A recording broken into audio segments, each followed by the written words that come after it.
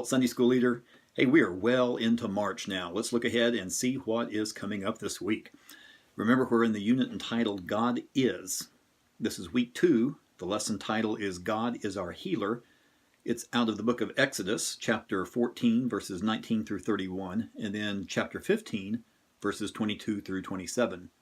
And the point of the lesson is that God is the only one who can restore us and make us whole. First of all, I want to say thanks to several of the folks who watched the Prep Talk last week and emailed me and asked about that list I was referring to. And so it's good to see that there are actually some people that actually watch this.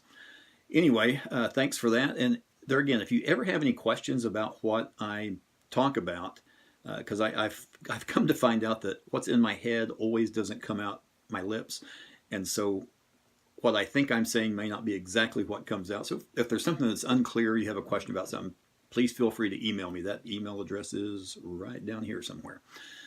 All right, well, let's look ahead. This week, we're looking at God as our healer, and despite the title of this lesson, it's not just about God healing our diseases. Much of the material I used in preparation for this came from a Tony Evans sermon, and if you want to take 25 minutes and listen to his sermon, he does a great job of explaining this more than I could ever do. And I've created a shorter link to that sermon, and it's right down here as well. So you can check that out if you'd like to. So in our text today, we're in 2 chapters, chapter 14 and chapter 15. And in the chapter 14 text out of Exodus, we see that the children of Israel walk across the Dead Sea. No, not the Dead Sea. They walked across the Red Sea on dry ground. And that there was this wall of water to the left and to the right of them. Of course, we can think back to that Cecil B. DeMille movie and other movies that have come out since then, and we get a picture of what that's like. When the Israelites saw what God had done, they both feared God, and then they put their trust in him and put their trust in Moses. But what happened just a little bit before them walking across dry ground, across the Red Sea? Well, we can look there in chapter 14, back in verses 10 through 12, and we see that when they got to the Red Sea, the Egyptians were starting to close in on them, and the Israelites said, "Is it because there are no graves in Egypt that you brought us out here to die, Moses? It would have been better for us to have stayed and served the Egyptians than to come out here and die in the wilderness." Okay, well, what happened right before that? Of course, that was when they escaped from Egypt. It's when the 10 plagues came upon the Egyptians. And finally, on that 10th plague, Pharaoh told them to get out. See, there's a cycle there that happened with the Israelites. There's a problem. The people complain or the people cry out. God intervenes with a miracle. The Israelites then praise God. That goes along for a little bit, and then another problem arises, and that cycle begins all over again. And you'd think that they had learned, don't you? You'd think that they would learn that God will come through. But that's not the case, and we'll see that later on in our lesson as well. Let's get down to chapter 15 in our text. And we see that for 3 days after they cross the Red Sea, for 3 days, they're traveling in the wilderness, and they haven't come across any food or water. And so they come to this place called Marah.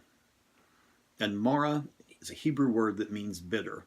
And that might sound familiar to you. We can refer back to, or actually refer ahead to Ruth chapter 1, verse 20, when Naomi, who is Ruth's mother-in-law, when Naomi loses both of her sons, loses her husband, and she tells her friends, "Don't call me Naomi, call me Mara, for God has made my life bitter."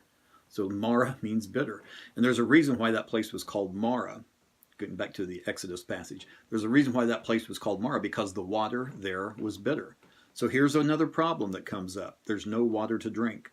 So what comes next in that cycle? The grumbling. And that's exactly what happened. The people started grumbling. We don't have anything to drink. What's going to happen to us? They were just 3 days away from that miracle that they had walked across the Red Sea on dry ground. So they had a problem when they came up to the Red Sea. God intervened. They walked across on dry ground. 3 days later, they're coming along, and there's another problem before them, and it has to do with water as well. And that is that the water was bitter. Now, just like before, just like when they came up to the Red Sea, there is no visible solution to the problem. There again, we can be just like those ancient Israelites, can't we? It doesn't take us long to remember the miracles that God has done in our lives, that how God has worked and his hand has been in our lives all along. It doesn't take much for us to forget that. So while we can be a little harsh on the Israelites, I think if we honestly examine ourselves, we'll find ourselves in that same mindset from time to time. So what happens? The Lord tells Moses, take this particular piece of wood, put it in the water. He does it. He throws it in the water, and the water becomes drinkable. There's the miracle. What once was polluted is now turned into something fresh. Now, this miracle may have reminded them about, reminded the Israelites about when God turned that Nile River, another water miracle, turned the river into blood and then back to normal water again. So why throw in this specific piece of wood? Why not just, why does God work like this? Well, God's prescription for a cure isn't always the logical way that we might do things. Let's think of some other examples in the Bible. We have Naaman out of 2 Kings chapter 5. He was cured of leprosy. And what was he told to do? Go dip yourself in the Jordan River 7 times. That's kind of an unusual prescription for a leprosy cure, isn't it? We can look over in John chapter 9 when Jesus heals the blind man, and he takes and spits into the dirt and makes these little mud cakes and puts them on his eyes. That's an odd way. He could have just touched him. He could have just spoken, but he chose to do that. We can look over in Numbers 21 when Moses made that bronze serpent and put it on a pole and lifted up that serpent. And whoever was bitten by snakes, if they looked on that snake, on that bronze serpent, then they would be cured from their snake bite. Here's the thing, when the doctor gives you a prescription, usually, I know sometimes people do, but usually you don't question it. You just have faith that the doctor knows what he or she is doing. And so you follow the instructions, you follow the prescription directions, regardless if you think you need it or not. That reminds me, I know this woman who was having some heart issues, went to the ER, discovered she had some blocked arteries, and so they put in some stents.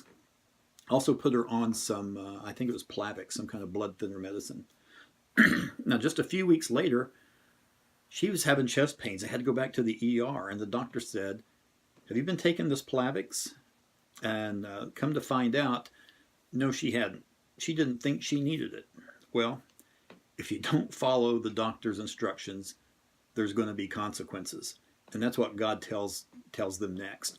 After the miracle of turning that bitter water into sweet water, God said, follow my commands. And if you do that, I won't bring any of the diseases that I brought on the Egyptians. We can think about those 10 plagues. He might have been referring to that. We can look over in Deuteronomy 28, specifically the last part of that chapter, verses 15 through 68, for some specific punishments that would happen to them if God's law was not followed. Now God concludes his talking here by saying, for I am the Lord who heals you. That's where we get this whole lesson title from. I am the Lord who heals you. I am Jehovah Rophe. Rophe heals. Can be physically healing. It can also deal with just restoration or repair. So you can tell by the context of this story here that God isn't saying, follow me, obey my laws, and you'll never get sick. Or follow me, obey my laws, you'll never have any problems. He's not saying that. What does he say in other places? John 16:33, Jesus says, in this world you're going to have trouble. There's going to be trouble in this world when you're in it. So, just the Christian life isn't always a bed of roses and just an easy life. It's not the case. In 1 Timothy 5:23, Paul tells Timothy to drink a little wine because of your stomach issues and your frequent illnesses.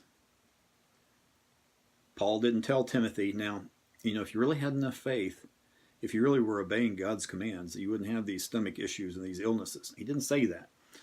Now, I don't want to get into the Baptist thing about drinking and all that, but anyway, we'll just leave that alone. What God is saying here is that God is saying that he is a God who restores. And the key to one's healing, to one's restoration, is one's submission to God's authority. You see, in our story, it started off with the problem with water. It started off with the Red Sea. God performed a miracle. They then encountered another water problem. They encountered the bitter water. God performed a miracle. And then at the end of our text, at the end of our lesson text this week, we see that then they came across abundant streams of flowing, fresh springs of water. So what's some applications we can take out of this lesson?